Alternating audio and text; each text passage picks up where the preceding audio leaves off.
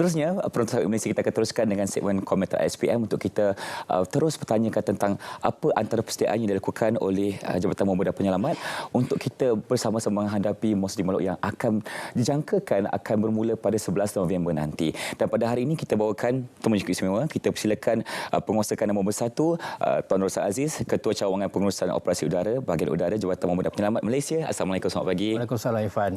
Baik, sebelum kita teruskan tentang apa antara langkah-langkah yang dilakukan oleh Jabatan Bomba dan Penyelamat, kita nak tahu juga sedikit tentang sejarah dan perkembangan Bahagian Udara JBPM, termasuk juga dari segi keanggotaan dan juga aset udara. Okey, terima kasih, Ifan. Terlebih dulu, saya ucapkan terima kasih kepada Selamat Pagi Malaysia kerana menjemput kami pada pagi ini.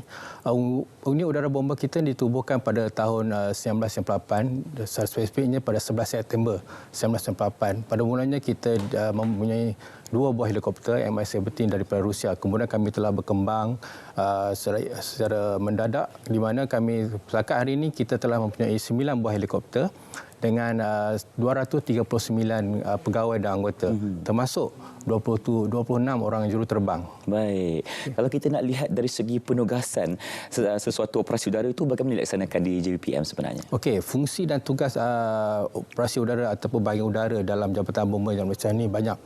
Tapi kami spesifik kepada 5 elemen yang penting. Okay. Pertama, kita membuat, of course lah, kita buat tugas penyelamatan. Yang kedua, pemadaman. Yang ketiga, kita buat tugasan dari bantuan logistik, kita menghantar bantuan. Yang keempat ialah kita membuat tugasan khidmat-khidmat khas.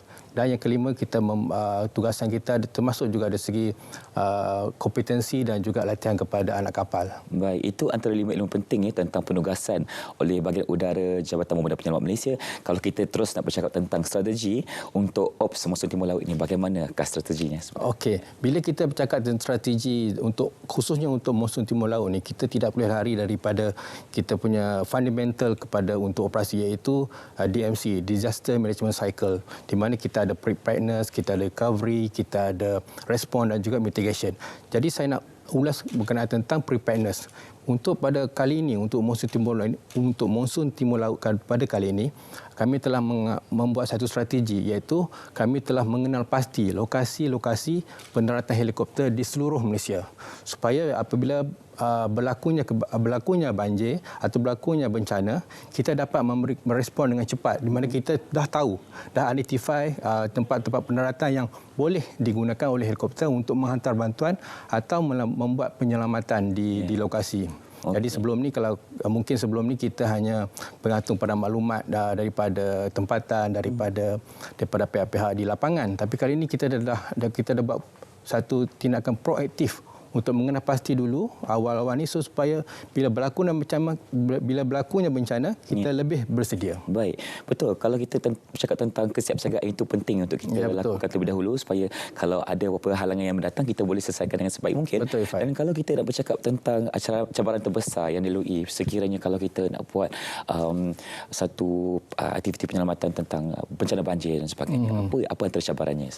Okey, kalau kita tengok daripada bencana banjir, cabaran terbesar mana-mana agensi yang mempunyai aset udara adalah cuaca. Sebab apabila banjir ini akan berlakunya hujan, visibility kita menurun, dan tempat-tempat yang kita akan hantar bantuan itu pun mungkin dalam tempat-tempat yang terpencil, jauh di pendalaman, yang tidak ada akses dengan melalui jalan darat. Bila bot tidak boleh pergi, kenderaan darat tak boleh pergi. Jadi itu yang memerlukan aset udara untuk menghantar bantuan. Jadi penghantaran bantuan itu adalah kritikal, adalah penting. Tapi kita juga kena membuat penilaian dari segi dari segi keadaan cuaca pada ketika itu untuk menghantar bantuan. Jadi itulah cabaran terbesar yang kita nampaklah. Okey, saya difahamkan juga JBPM telah melaksanakan satu ambulans udara. Betul. Ataupun lebih dikenal sebagai IMARS. Mungkin boleh kongsikan tentang perkara yang bagi saya cukup menarik untuk kita tahu. Okey. Untuk inisiatif IMARS ni, inisiatif IMARS lah diperkenalkan oleh Jabatan Bomba dan Malaysia sebagai satu orang cakap langkah pengembangan dari fungsi dan tugas Jabatan Bomba dan Penyelamat Malaysia, di mana kita telah convert ataupun kita telah ubah suai salah satu sebuah daripada helikopter kita untuk dijadikan ambulan udara. Sebab kita tengok sebelum-sebelum ni kes yang berkaitan kecemasan ataupun perkhidmatan perubatan ni sangat-sangat diperlukan. Daripada statistik kita setiap tahun Saban tahun terus meningkat. Jadi kita nampak ada satu justifikasi ataupun ada satu kesegeraan yang perlu untuk kita mewujudkan satu ambulan udara supaya penyampaian perkhidmatan kita kepada masyarakat khususnya dalam perkhidmatan kesihatan ini dapat dipertingkatkan, dapat ditambah baik di masa akan datang. Baik.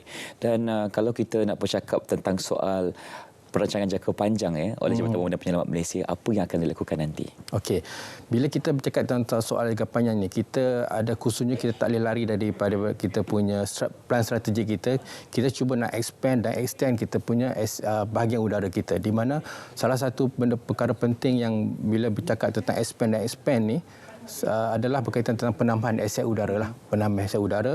Yang keduanya daripada penambahan pangkalan udara, di mana kita nampak sekarang ni kita cuba untuk mendapatkan kelulusan, kita membuat cadangan untuk menambahkan pangkalan udara kita di timur, di pantai timur, di Sabah dan juga di Sarawak. Okey. Dan sekiranya bahagian udara dalam melakukan operasi di satu tempat, apa pesan yang akan diberikan kepada masyarakat untuk mungkin dari langkah keselamatan ketika itu? Saya punya pesanan saya kepada masyarakat kita mudah saja untuk banjir ini. Dua perkara. Satu adalah jauhi air. Jauhi banjir. Sebab air itu bukan air yang tempat rekreasi, bukan tempat air terjun dan bukan air laut, bukan pantai. Itu adalah air banjir je, air yang tercemar dan daripada bencana. Sebab bila kita berkaitan dengan air ni, ada banyak perkara yang akan berlaku. Salah satunya kita akan lemas. Yang kedua, mungkin kita akan terdedah dengan risiko renjatan elektrik, dan yang ketiga mungkin haiwan-haiwan berbisa seperti ular dan sebagainya.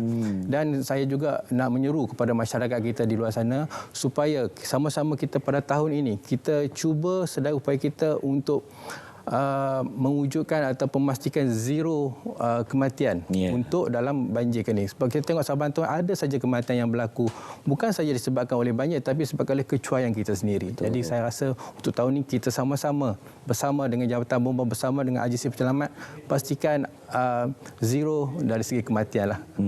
Kalau kita bercakap tentang kecuaian mungkin ada ibu bapa yang terlepas pandang ketika banjir, misalnya anak terlepas bermain air banjir kan. Jadi mungkin boleh kongsikan sedikit tips kepada ibu bapa di luar sana untuk mungkin beritahu anak mereka jangan dekati air banjir itu sebenarnya.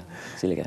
Pertama sekali kita kena, orang cakap kita kena sentiasa dengan anak-anak. Sebab kadang-kadang kita terlepas pandang, kita banyak dengan handphone, kita banyak dengan TV, kita lupa anak kita keluar pada rumah kan. Jadi untuk itu kita kena sentiasalah pastikan anak-anak kita berada sekitar dengan kita, berada dalam kawasan jagaan kita, dengan walaupun di pusat-pusat pemindahan. Kita jangan leka. Kadang-kadang pusat pemindahan ni bila kita sampai pusat pemindahan, kita biar anak kita bermain di padang. Jadi kita tak tahu.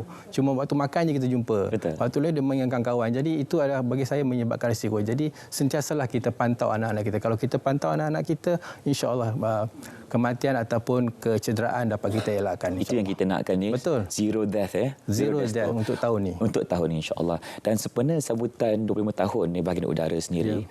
Sama umur dengan saya sebenarnya. Saya mungkin nak tahu jugalah apa antara perkongsian yang boleh diberi kepada penonton Smart Malaysia sekarang ini tentang apa yang kita perlu cakna tentang bahagian udara khususnya. Okey, saya nak ambil kesempatan di sini untuk menyeru kepada masyarakat kita terutama di sebelah utara, di Kedah, di Perlis, di Pulau Pinang dan mungkin juga di negeri-negeri lain untuk hadir beramai-ramai pada sambutan ulang tahun ke-25 tahun penubuhan unit udara bomba yang akan diadakan di Pangkalan Udara Pangkalan Udara Wilayah Utara di Bertam, Pulau Pinang, yang mana kita akan adakan pada 18 dan 19 November akan datang, dan kemuncaknya adalah pada 18 November di mana akan dirasmikan oleh Tuan Yang Terutama Negeri Pulau Pinang sendiri, dan juga ada pelbagai acara dan juga program yang telah kita rancang selepasnya 2 hari untuk menarik. Misalnya kita ada pertandingan drone, kita ada simulasi menyelamat dengan helikopter, kita ada juga payung terjun, dan kita juga ada simulator helikopter. Jadi anak-anak kita boleh mencuba helikopter, mencuba terbangkan helikopter dengan menggunakan simulator. Dan mungkin kita akan buat gempak sikit, kita letakkan Abang Sado berdiri atas helikopter mungkin. Seperti sambutan hari kebangsaan. Ya, betul. Okey. Okey. Baik, itu antara perkongsian tentang operasi udara sempena Monster Timur Laut yang akan berlangsung pada 11 November. InsyaAllah kita jangkaannya begitu. Terima kasih ucapkan kepada Penguasa Kanan nombor 1 Taurus Aziz, Ketua Cawangan Pengurusan Operasi Udara Bahagian Udara, Jabatan Pemerintah untuk perkongsian pada pagi. Terima kasih banyak. Terima kasih. Seterusnya